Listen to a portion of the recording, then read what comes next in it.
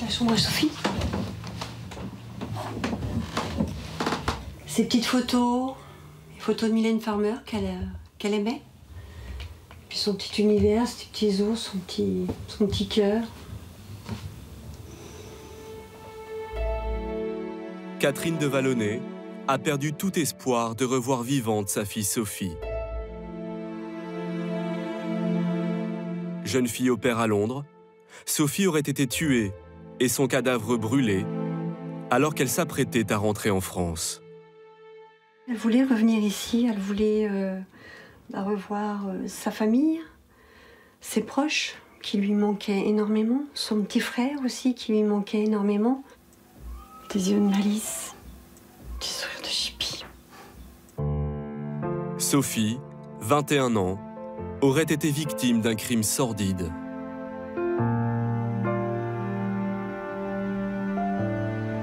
Il y a 10 jours, jeudi 21 septembre, les habitants de ce quartier résidentiel de Londres s'inquiètent d'une forte odeur de brûlé qui provient de l'arrière de cette maison. Zoé, baby-sitter chez des voisins, pense à un incendie. Je revenais du centre commercial. Je rentrais à la maison.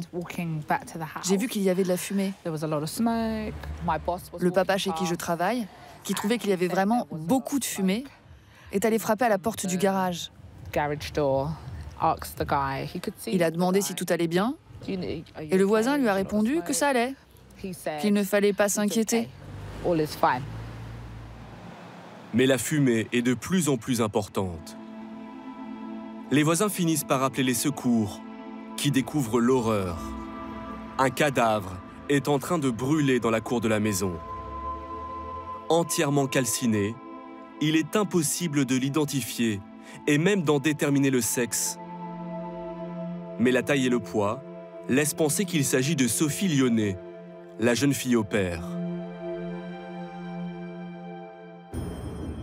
Immédiatement, les policiers interpellent les 2 occupants de la maison, encore sur place. Sabrina Kouider, 34 ans, et son compagnon Wissem Medouni, 40 ans, des Français. Ce sont les employeurs de Sophie. Devant les enquêteurs, l'homme reste muet. La femme clame qu'elle n'a rien fait. Ils sont incarcérés. Qu'est-il arrivé à Sophie? Pourquoi le couple l'aurait-il tuée?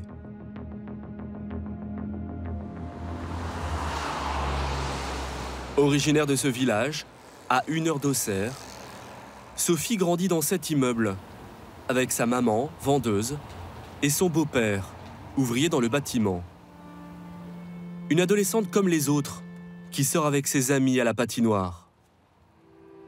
Après un CAP petite enfance, elle part en janvier 2016 à Londres. La mission locale de sa ville lui a trouvé une place de nounou chez Sabrina Kouider. Installée outre-Manche depuis plusieurs années, Sabrina se présente comme styliste ou encore maquilleuse. Elle aime les paillettes, s'affiche aux côtés de mannequins ou de starlettes de la télé-réalité. Elle est maman de 2 enfants, dont un avec le fondateur du groupe Boyzone, un célèbre boys band des années 90. Depuis peu, elle est en couple avec Wissem Medouni, un ami expatrié à Londres lui aussi. Sabrina introduit Sophie dans la jet set, ici avec Psy, le chanteur sud-coréen de Gangnam Style. À la maison, Sophie s'occupe des 2 garçons de Sabrina, âgés de 3 et 6 ans. Il la filme ici avec un téléphone.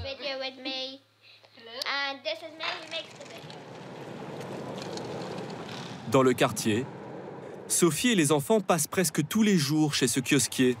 Ça fera 1,95. Qui la trouve très gentille, voire un peu trop.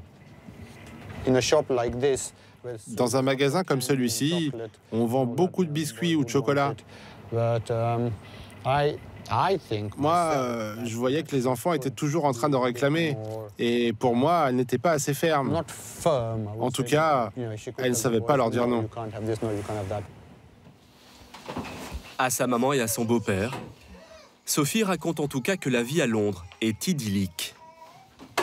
Elle était très bien. Elle était émerveillée par la beauté de Londres, par les lumières, la Tamise. Elle me disait qu'ils sortaient, qu'ils avaient été au quoi. lac dernièrement, qu'ils avaient fait une petite sortie. Comme tous les touristes. Voilà quoi, enfin... C'est le périple. Elle se sentait bien. Vous voyez quelque chose de nouveau. Elle me décrivait sa patronne comme quelqu'un de très gentil. Ouais, c'est ça Qui s'occupait beaucoup d'elle. Elle me disait qu'elle la considérait comme sa petite sœur. La patronne lui disait qu'elle la considérait comme sa petite sœur.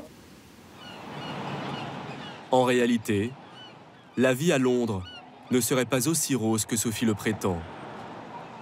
Sabrina et Wissem auraient des problèmes d'argent.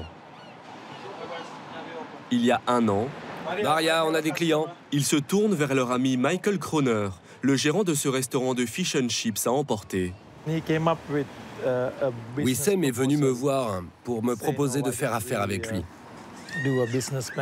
Il m'a proposé de reprendre un de mes restaurants que je venais de fermer. Il voulait en faire une crêperie française. Mais ça n'a pas fonctionné. J'avais besoin d'une garantie financière de sa part. Et il n'avait rien à me proposer. Michael les autorise néanmoins à installer un stand de crêpes devant son restaurant. Sabrina, tablier autour de la taille. Wissem déguisé en Batman pour amuser les clients, loin du glamour des tapis rouges. À la même période, Sophie confie via webcam à sa copine Ophélie son envie de rentrer en France. Elle travaillerait pour un salaire de misère, 50 € par mois, et encore. Elle nous expliquait que si elle ne pouvait pas rentrer en ce moment, que c'était ses patrons qui avaient des problèmes d'argent, donc ils ne pouvaient pas, pour le moment en tout cas, la payer. Et je pense qu'elle voulait rentrer avec ses sous. Au printemps dernier, ses proches n'arrivent plus à la joindre. Sophie n'aurait plus de téléphone depuis que l'un des enfants, explique-t-elle dans un mail, l'a fait tomber dans l'eau.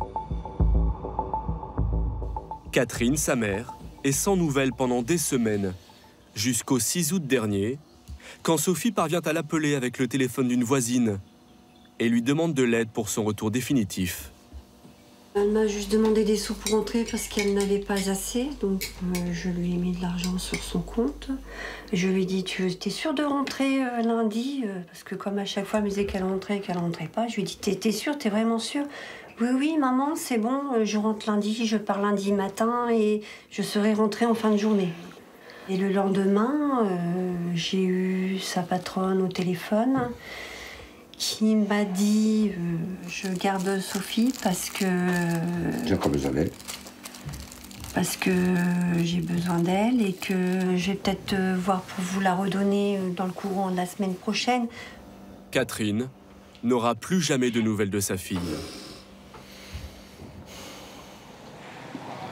Qu'a-t-il bien pu se passer derrière les murs de cette maison? Que vivait réellement Sophie? Selon Yolanta, une amie esthéticienne de Sabrina, la jeune fille au père était bien plus qu'une nounou. Elle était la bonne à tout faire. Après avoir déposé les enfants à l'école, elle devait faire le ménage et préparer le repas. Elle était tout le temps en train de courir partout.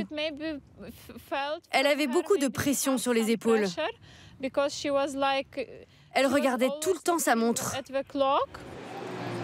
Selon le gérant du Fish and Chips, les relations entre Sabrina et Sophie pouvaient même être houleuses. Cet été, Michael a notamment été le témoin d'une violente dispute. Sophie est venue me raconter que les enfants avaient été méchants avec elle, qu'ils avaient fait tomber du beurre par terre et qu'on l'a frappée pour ça, parce qu'elle n'arrivait pas à les contrôler. Je lui ai dit de chercher du travail ailleurs et de déménager.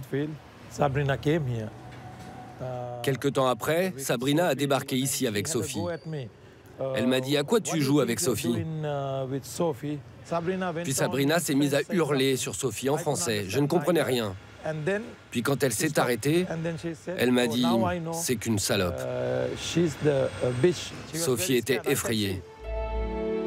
Sabrina Quider et Wissem Medouni clament toujours leur innocence.